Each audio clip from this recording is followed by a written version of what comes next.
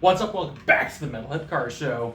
Now that Judas Priest Invincible Shield's been out for a few weeks and they are currently on tour for Invincible Shield, it is time to rank every single Judas Priest album. Judas Priest has had a musical career in excess of 50 years now, making 19 studio albums. So frankly, I think this video is going to be kind of long and I don't want to dawdle. Let's get right into it. So before we start, I just want to say a very good friend of mine, his name is Adam Wallace. He recently interviewed Rob Halford. I'm going to put that video in the link below. Check it out, it's really cool.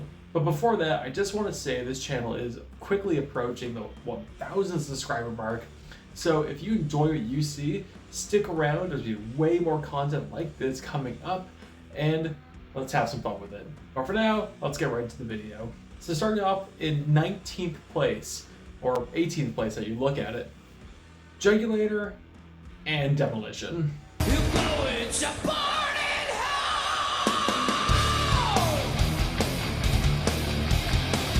Now this might feel like a little bit of a cop-out putting both Ripper Owen albums right at the bottom, but hear me out.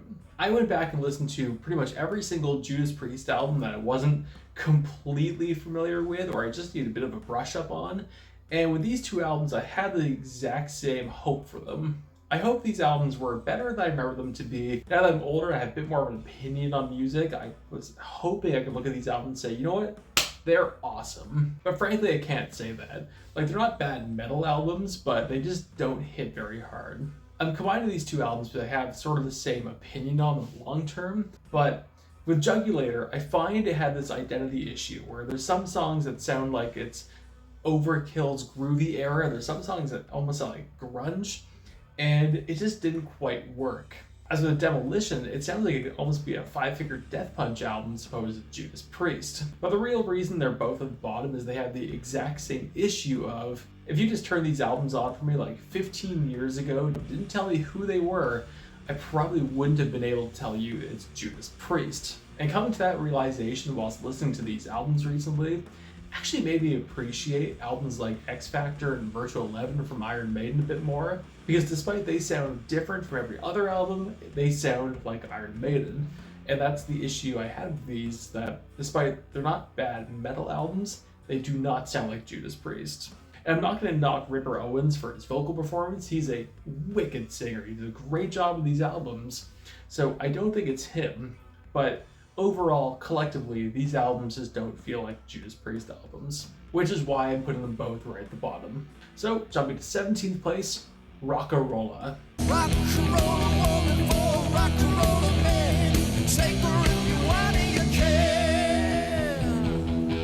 Now, Rock-a-Rolla is a really cool album, and it's a very unique Judas Priest album because it's the first one. And when I was listening to it recently, I had a lot of mixed emotions about it, because I think this is a really fun album. It's a really good album, but it gets plagued from two things. The first one is it kind of has that first album thing going on with it. It seemed like the band wasn't quite 100% sure exactly where they wanted to go with it, so they went through the songs they had on it, which there's some awesome songs. And while I was listening to it, my mixed emotions came from, I really like this sound from Judas Priest, but also I'm thrilled they didn't stick with it. So I think because of that, it goes right 17th. 16th place, Killing Machine.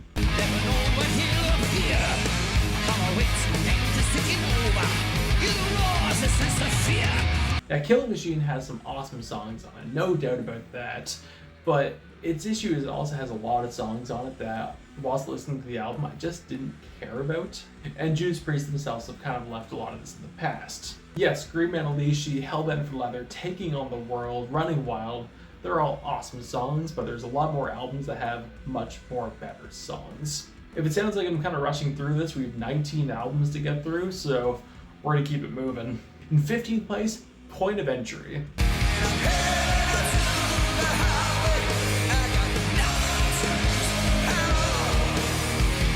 Now, Point of Entry had a difficult life when it first came out, because it had to be the follow-up album to British Steel, which British Steel did really well when it first came out in 1980, and for 1981's Point of Entry, that was the expectation of this. And unfortunately, it just didn't do it. Now, Point of Entry used to be pretty much on the bottom of my list for Priest albums for a long time, But going back and re-listening to it, it's actually a really fun album. And along with that, it has some solid songs on there. So it got a bit more hate from me than it ever deserved. But at the same time, you can tell that this album didn't quite do it. But Point of Entry just doesn't quite have the drive, or doesn't quite have the same enthusiasm towards writing as British Steel. And for those reasons, it's going at number 15 for me. 14th place, Turbo.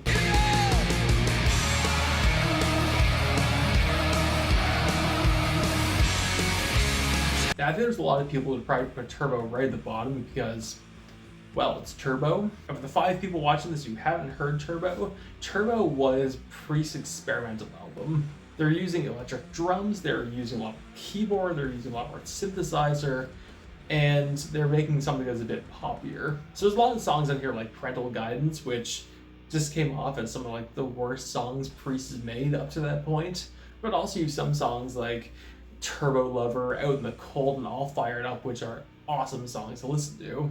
The Metal Pilgrim also has a really cool video on the album this is supposed to be, which is the Twin Turbos album. I'll put a link to it in the description. Go check it out when you have a chance. Now, despite I do believe there are some wicked songs in this album, I do think they're a bit more evolved than some of the songs for like Killing Machine or Point of Entry.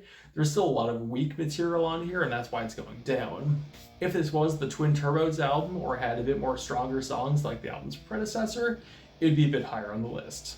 Next up, Stained Class. Again, Stained Class has some awesome songs, and it has Judas Priest's legend of Beyond the Realms of Death.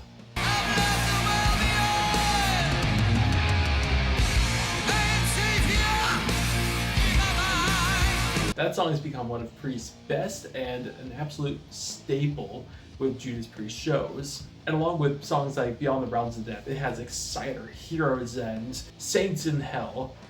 It also has a lot of songs that just don't quite hit as hard for me. So it's going above Turbo, Point of Entry, and Killing Machine just due to the songs that I think are just the bangers on the album, are a bit more thought through and just stand up to the test of time better. But there's also a lot of songs in the album that just don't hit as hard for me. Nonetheless, great album. In 12th place, this might be a bit of a controversial one, but Firepower. Walking through fire, fates in our hands, waiting for lightning to strike. Now, Firepower came out in 2018, and this is like the most hyped Judas Priest album I've ever seen in my life. Judas Priest got a lot of old producers back in who've worked on former Judas Priest albums to make this one. There was just this huge build up to the album coming out, and it didn't do it for me. Now, despite it has some great songs like Firepower, like Flamethrower, Evil Never Dies, Lightning Strikes, it was killed by hype. This thing was supposed to be like the next Painkiller, the next Defenders of the Faith, the next Screaming for Vengeance, and there isn't any songs in the album that just hit that market. Frankly, if this album wasn't as hyped as it was, it'd probably be higher up on the list, but due to it got that incredible hype, it just isn't that strong of an album for it. Killed by hype. In 11th place, Nostradamus.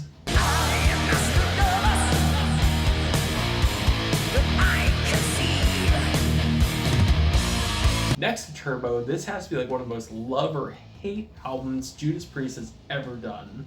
Now, for those who don't know, Nostradamus came out in 2008. It was one of the very few concept albums Judas Priest has ever done. It was also a full-length double album that was 1 hour and 42 minutes long, and it got so much criticism for a number of reasons. One of them being it pretty much abandoned any sort of classic Judas Priest sound. It was very long, and there's a lot of people who thought that the songs that were on it just didn't quite stand up to what they needed to be for an album like that. Personally, I think a lot of those people are whiners because this album's excellent. You have songs like Revelations, Prophecy, Persecution, Nostradamus, Death that are so goddamn good and have some of the best guitar work Judas Priest has almost ever put into any albums. So if I like it so much, why is it kind of in the middle of the pack? Unlike a lot of other albums, this album I kind of have to prepare myself for. Again, it is almost 2 hours long. It's a really long album. And it's not like something like Iron Maiden's Book of Souls, where it's a collection of great songs. It is a bit of a story. So I'm not going into it looking for just a couple great songs. I'm going into it for the story. And because of that, and because of its length, I am putting it lower on the list, but I am acknowledging it is a excellent album and does not deserve the hate that it gets. In 10th place, Sin After Sin. Sin After Sin was the third Judas Priest album, and a lot of people back then had the mindset of the difficult third album, because it's always the first album that a lot of bands had to write brand new material for. Sinner, Distant Aggressor, Starbreaker, Call the Priest. This album's so good. It's a lot of fun. I think Sin After Sin has to be like one of the most overlooked Judas Priest albums, and I have no idea why. It's not going any higher because I think every single album here on out's really, really strong, but I have to put it above everything else just due to every song on it is really strong, and again, it's just a lot of fun. 9th place, the classic British Steel.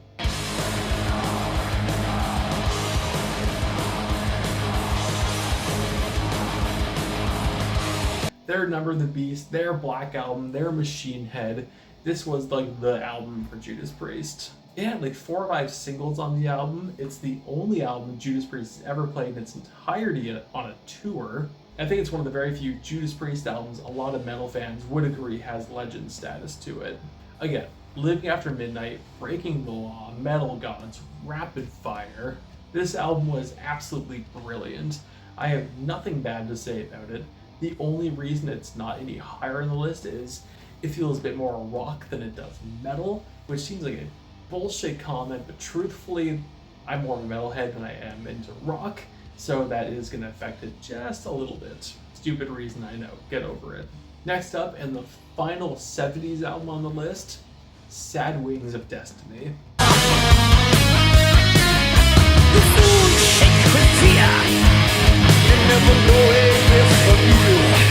Sad Wings of Destiny was the second Judas Priest album, and Judas Priest always said this was the first album they got to sit down and put a lot more time and effort and money into, so they were always pretty proud of it. And like rightfully so, because this album is way overlooked than it really should be in regards of classic metal. Is that Victim of Changes, it has The Ripper, it has Dreamer Deceiver on it, and like one of the most overlooked 70s Judas Priest songs, Isles of Domination. If this album had a better production to it, it'd definitely be higher on the list. I can listen to this album start to finish, no problems, because it flows so well. It's an incredible album, just slightly plagued by now a 50-year-old production. Next up, and 7th on the list, Ram It Down.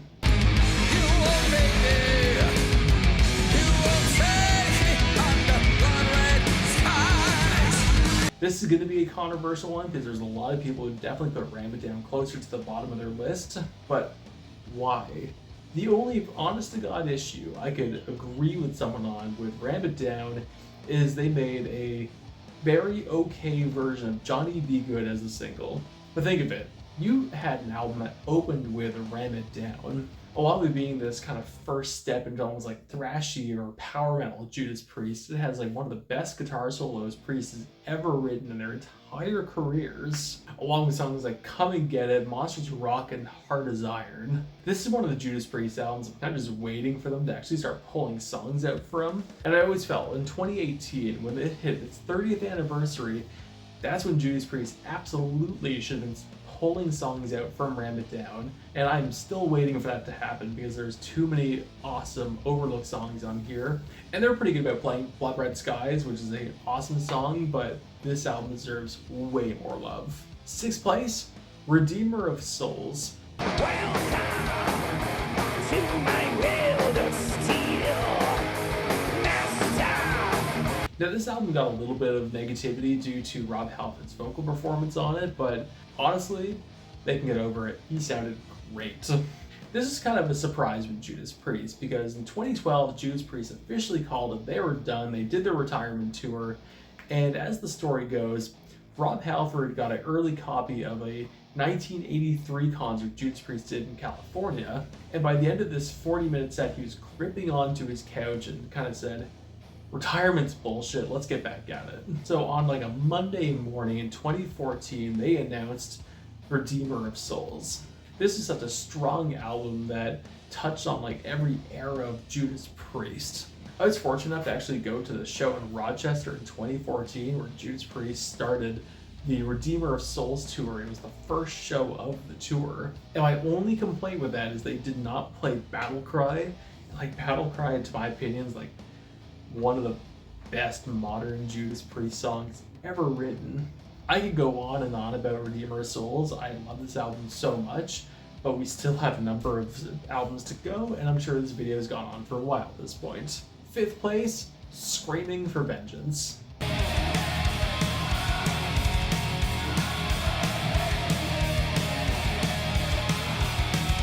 Pretty much every single song for Screaming for Vengeance is an absolute banger, and frankly I have to ask how this album even exists. Because like 1980, you have British Steel, which is a awesome album and nothing but hits. 1981, you have an album which feels a lot like British Steel, but just isn't as strong in any manner. And then 1982, you have Screaming for Vengeance being this massive step forward, both production and writing and aggression. Like, where does this album even come from? This album's phenomenal. The only song I don't really care for is Take These Chains or Pain and Pleasure, but frankly, every single other song's really strong. Excellent album. In 4th place, the Rob Halford comeback album, Angel of Retribution. This album has this incredible mix of the really high energy songs, the really fast songs, and it's the only Judas Priest album that has a song that exceeds 10 minutes, and that being Loch Ness.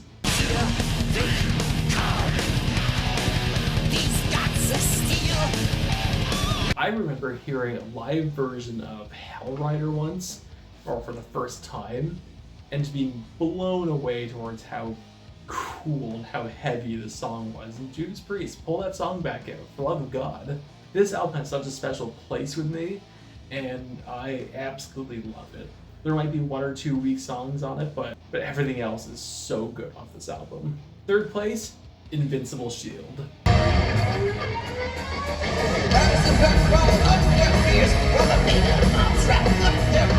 Now, Invincible Shield might have 3rd place because it's still new, shiny, and exciting to me, but I generally think this is a really strong album.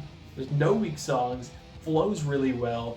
I think it might start dragging a little bit at the end, and I'm not quite sure what to point that on, but every song start to finish on that album is excellent.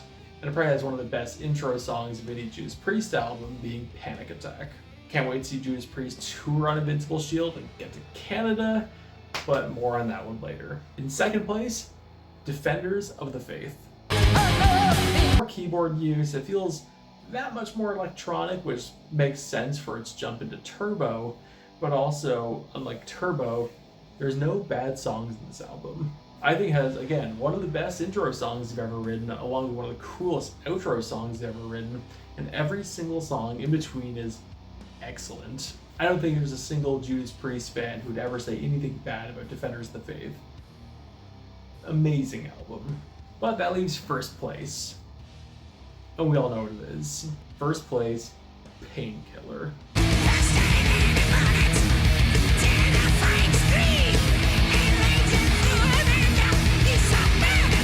Now, Painkiller isn't everyone's first pick. I've heard a lot of people say they just don't go to this album in 1st place over albums like British Steel, but also I don't think there's going to be a single Judas Priest fan who doesn't have this album in their top 5. Now, despite I do think every song in Defenders of the Faith is awesome, there are some songs I find a little bit weaker than others. As a Painkiller, everything's strong, everything's well written, the album's very well paced, it has the best opening song of any album, along with one of the coolest and strongest closing songs of any album, and it has some of the best artwork Judas Priest ever made. So that is my ranking of every Judas Priest album, but I want to know, what do you think? Do you agree with my list? And if not, let me know yours in the comments. Thank you all so much for watching. Like, subscribe if you enjoyed what you've seen. I post on Tuesday, Thursday, and Sunday, and I'll see you later.